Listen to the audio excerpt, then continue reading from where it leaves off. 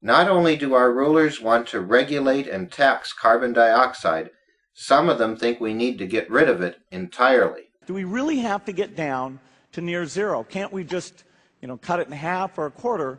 And the answer is that until we get near to zero, the temperature will continue to rise. And now we put out a lot of carbon dioxide every year, over 26 billion tons. For each American, it's about 20 tons. For people in poor countries, it's less than 1 ton. It's an average about 5 tons for everyone on the planet. And somehow we have to make changes that will bring that down to zero.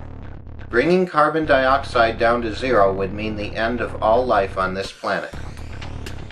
Plants need CO2 to live, and they replenish the atmosphere with oxygen for us to breathe.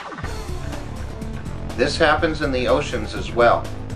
Fish and other oceanic animals release carbon dioxide as a waste product.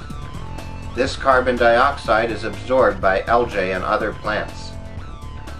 The plants hang on to the carbon and release the oxygen back into the water and our atmosphere.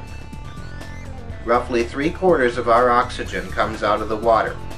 Another 20% comes from the intense concentration of plants in the rainforest of our planet. It's called the carbon cycle, and life can't exist without it.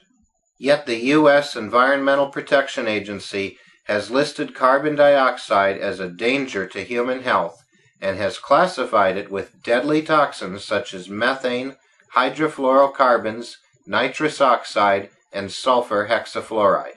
Those are extremely poisonous compounds that are deadly in minuscule concentrations. The truth is, carbon dioxide is natural. We exhale it, and it is perfectly safe for human health in very high concentrations.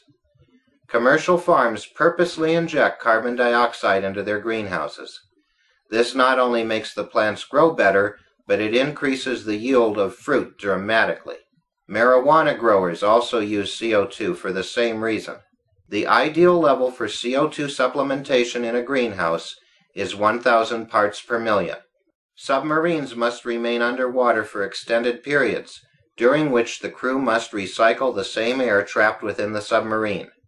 The United States Navy says CO2 levels up to 8,000 parts per million are perfectly safe. And they are worried about human health, are they? There's a lot more to it than that.